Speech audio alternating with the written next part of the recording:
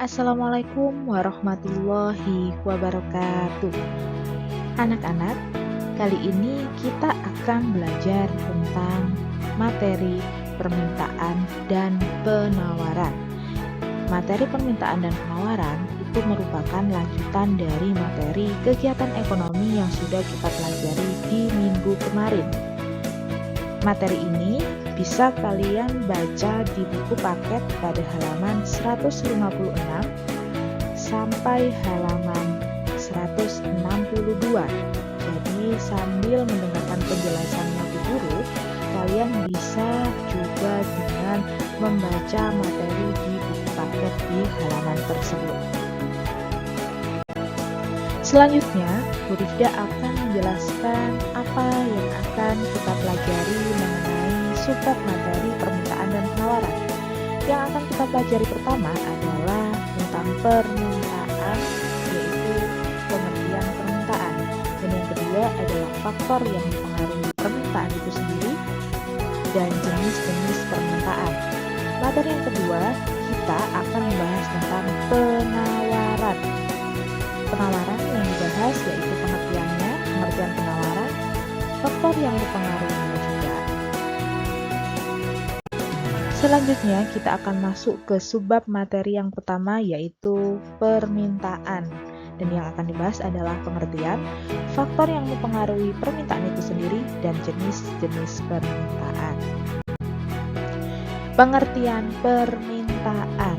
Jadi pengertian permintaan itu adalah keinginan masyarakat dalam membeli barang atau jasa disertai dengan kemampuan membeli barang tersebut pada waktu dan tingkat harga tertentu. Contohnya adalah pada saat harga roti donat ini 5.000, maka jumlah donat yang ingin dibeli oleh masyarakat adalah 5 buah. Sedangkan pada saat harga rotinya itu 7.500, jumlah donat yang ingin dibeli oleh masyarakat adalah 2 buah.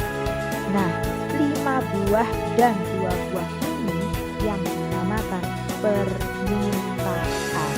Jadi keinginan masyarakat dalam membeli donat disertai dengan kemampuan membeli donat pada waktu dan tingkat harga tertentu.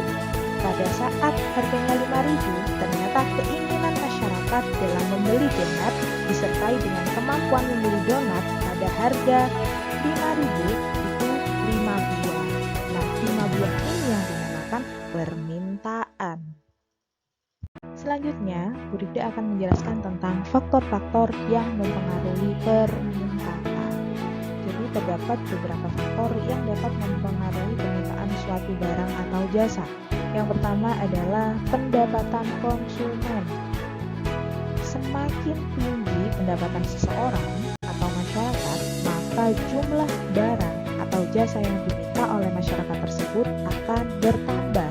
Contohnya, pada saat uang saku kalian itu bertambah, maka barang atau jasa yang kalian belanjakan itu juga pasti bertambah. Yang kedua adalah harga barang tersebut. Semakin mahal harga barang, maka jumlah barang yang diminta atau permintaan itu sendiri akan menurun. Berbanding terbalik, jika harga barangnya itu murah, kalian itu akan cenderung membeli dalam jumlah yang banyak.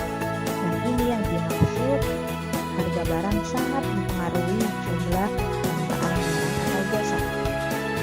Yang ketiga adalah selera masyarakat. Dan yang keempat adalah kualitas barang. Semakin kualitasnya bagus, maka jumlah barang yang diminta akan semakin bertambah. Yang kelima adalah harga barang lain. Jika harga barang lain itu ternyata fungsinya sama dengan barang yang biasanya kalian pakai, kalian akan cenderung beralih ke barang yang baru. Maka jumlah permintaan barang yang lama akan berkurang. Yang keenam adalah jumlah penduduk. Semakin bertambah jumlah penduduk, maka jumlah permintaan barang atau jasa semakin bertambah karena semakin banyak yang menginginkan barang atau jasa. Yang ketujuh adalah ramalan masyarakat. Selanjutnya, kita akan belajar tentang jenis-jenis permintaan. Jenis-jenis permintaan itu dibagi menjadi 3. Yang pertama yaitu permintaan efektif. Permintaan efektif itu adalah permintaan yang didukung dengan kemampuan membeli. Jadi kamu ingin dan kamu memiliki kemampuan untuk membeli barang tersebut dan kamu melakukan transaksi.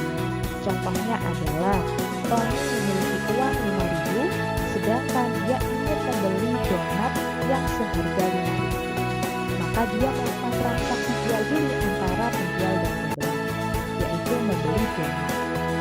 Ini yang dinamakan permintaan efektif. Dia mampu dan memiliki kemampuan dan dia langsung melakukan transaksi pada saat itu juga. Yang kedua adalah permintaan potensial. Permintaan potensial itu agak sama dengan permintaan efektif, tapi juga ada pembedanya. Permintaan potensial adalah permintaan yang didukung dengan kemampuan membeli, tetapi belum melakukan transaksi. Contohnya seperti kalian itu ingin membeli barang A di aplikasi online. Nah, kalian itu ada uang, tapi cash uangnya. Sedangkan kalian ingin membeli barang A.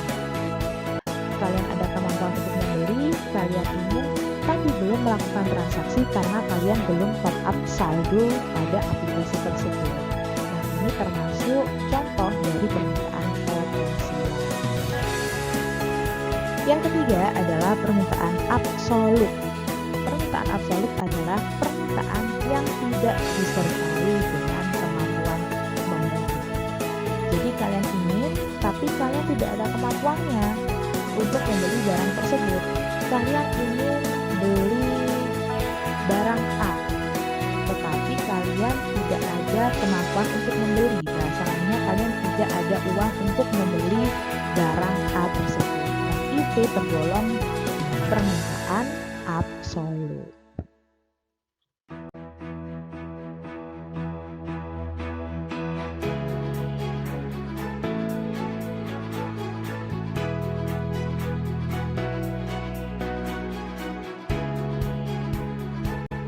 Selanjutnya, kita akan belajar tentang pengertian penawaran. Sebelum kita masuk ke pengertian penawaran, silahkan diamati gambar berikut ini. Di gambar ini menunjukkan bahwa manusia itu memiliki keinginan yang sangat beragam. Ingin jam tangan, ingin kopi, ingin baju, ingin sepatu, ingin perhiasan, dan lain-lain. Nah, keinginan manusia inilah yang dinamakan permintaan. Permintaan itu adalah keinginan manusia atau keinginan seseorang dalam membeli barang atau jasa disertai dengan kemampuan membeli barang tersebut pada tingkat harga tertentu. Nah, manusia itu kan ingin semuanya, maka harus ada yang membuat. Yang membuat inilah yang dinamakan penawaran. Jadi penawaran itu bisa diartikan sebagai kesediaan penjual untuk menjual berbagai jumlah barang atau jasa pada berbagai tingkat harga dalam kurun waktu tertentu. Kalau permintaan itu dari pembeli, kalau penawaran itu dari penjual. Jadi penawaran itu adalah jumlah barang atau jasa yang bisa ditawarkan oleh penjual pada tingkat harga tertentu. Jadi kalau penawaran penjual, permintaan itu pembeli. Selanjutnya, kita akan membahas tentang faktor-faktor yang mempengaruhi penawaran. Ada 4 faktor yang mempengaruhi penawaran itu sendiri. Yang pertama adalah biaya produksi. Jadi semakin biaya produksinya murah, biaya yang digunakan untuk membuat barang atau jasa itu murah, maka penawaran akan barang tersebut akan bisa bertambah atau berkurang. Karena ini, udah ulangi sekali lagi, kalau penawaran itu kita lihat dari sisi yang penjual. Yang kedua adalah teknologi.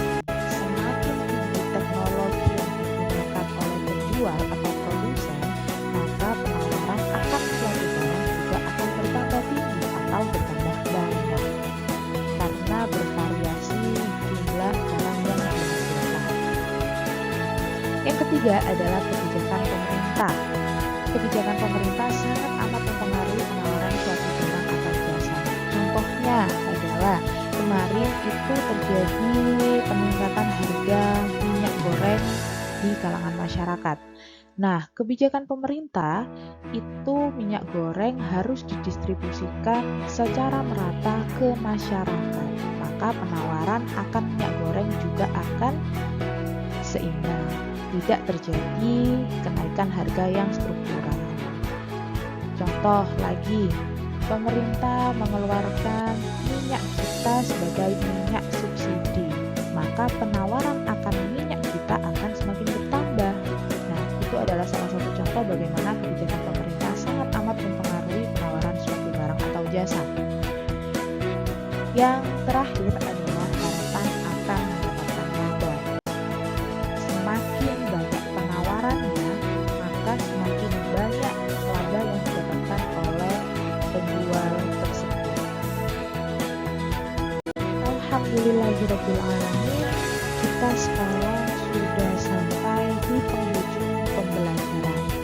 Berharap kalian dapat memahami materi permukaan dan penawaran. Untuk lebih menguatkan pemahaman kalian, setelah ini silahkan melihat di grup kelas latihan soal yang harus kalian kerjakan. Dan jangan lupa silahkan membuat catatan mengenai materi permukaan dan penawaran bisa melihat dari video ini atau dengan membaca di buku paket. Nanti pada saat masuk, Burda akan mengoreksi catatan mengenai permintaan dan penawaran di buku tulis kalian.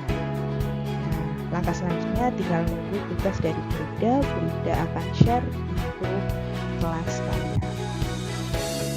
Burda akhir pembelajaran kali ini. Assalamualaikum warahmatullahi wabarakatuh.